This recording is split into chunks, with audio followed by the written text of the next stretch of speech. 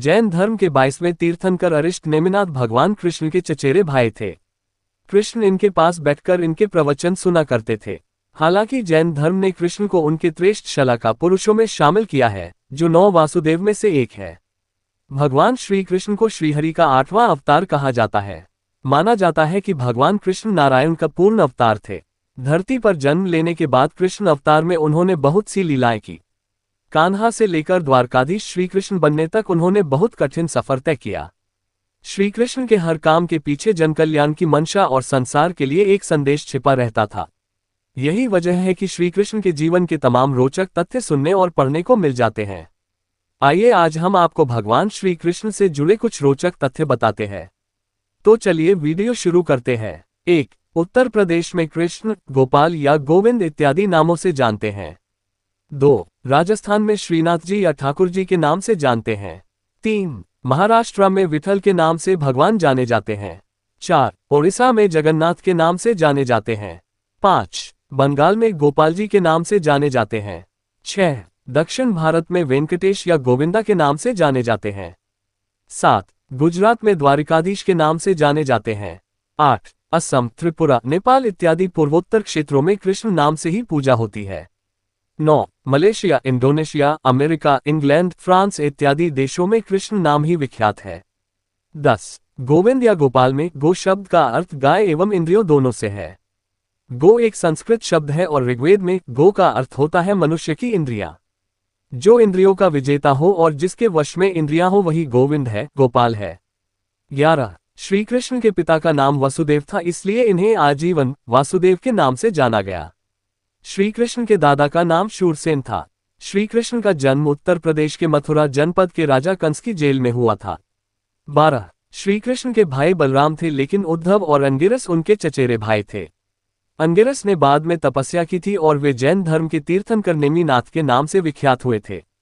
13. श्री कृष्ण ने 16,000 राजकुमारियों को असम के राजा नरकासुर के कारागार से मुक्त कराया था और उन राजकुमारियों को आत्महत्या से रोकने के लिए मजबूरी में उनके सम्मान हेतु उनसे विवाह किया था, क्योंकि उस युग में हरण की हुई स्त्री अछूत समझी जाती थी और समाज उन स्त्रियों को अपनाता नहीं था। 14. श्री कृष्ण की मूल पटरानी एक ही थी, जिनका नाम रुक्मणी था, जो महाराष्ट्र के विदर्भ राज्य के राजा रुक्मी की बहन थी। रुक्मी शिशुपाल का मित्र था और श्री कृष्ण का शत्रु। 15. दुर्योधन श्री कृष्ण का समधी था और उसकी बेटी लक्ष्मणा का विवाह श्री कृष्ण के पुत्र सांब के साथ हुआ था। 16. श्री कृष्ण के धनुष का नाम सारंग था। शंख का नाम पांचजन्य था। चक्र का नाम सुदर्शन था।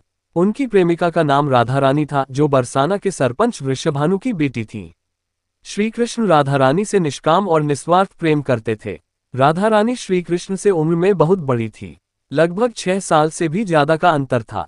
श्री कृष्ण ने 14 वर्ष की उम्र में वृंदावन छोड़ दिया था और उसके बाद वो राधा से कभी नहीं मिले। 17. श्री कृष्ण विद्या अर्जित करने हेतु मथुरा से उज्जैन, मध्य प्रदेश आए थे और यहाँ उन्होंने उच्च कोटि के ब्राह्मण महर्षि सांदीपनि से अलौकिक विद्याओं का ज्ञान अर्जित किया था। 18. श्री कृष्ण की कुल आयु 125 वर्ष थी। उनके शरीर का रंग गहरा काला था और उनके शरीर से 24 घंटे पवित्र अष्टगंध महकता था। उनके वस्त्र रेशम के पीले रंग के होते थे और मस्तक पर मोरमुकुट शोभा देता था। उनके सारथी का नाम दारुक था और उनके रथ में 4 घोड़े जुते होते थे।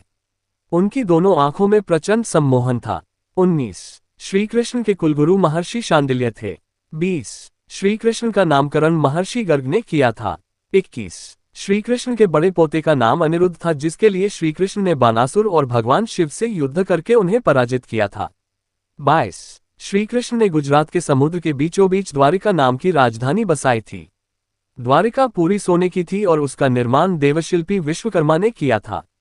23. श्री कृष्ण ने हरियाणा के कुरुक्षेत्र में अर्जुन को पवित्र गीता का ज्ञान रविवार शुक्ल पक्ष एकादशी के दिन मात्र 45 मिनट में दे दिया था। 24. श्री कृष्ण ने सिर्फ एक बार बाल्यावस्था में नदी में नग्न स्नान कर रही स्त्रियों के वस्त्र चुराए थे और उन्हें अगली बार यूं खुले में नग्न स्नान न करने की नसीहत दी थी। 25. श्री कृष्ण के अनुसार गौहत्या करने वाला असुर है और उसको जीने का कोई अधिकार नहीं। 26. श्री कृष्ण अवतार नहीं थे बल्कि अवतारी थे, जिसका अर्थ होता है पूर्ण पुरुषोत्तम भगवान। 27. न ही उनका जन्म साधारण मनुष्य की तरह हुआ था और न ही उनकी मृत्यु हुई थी। 28. सर्वान् धर्मान् परित्यज्य मामेकं शरणं व्रज अहं त्वं सर्व पापेभ्यो मोक्षयिष्यामि मा शुच। इसका मतलब है कि सभी धर्मों का परित्याग करके एकमात्र मेरी शरण ग्रहण करो, मैं सभी पापों से तुम्हारा उद्धार कर दूंगा, डरो मत। जय श्री कृष्ण।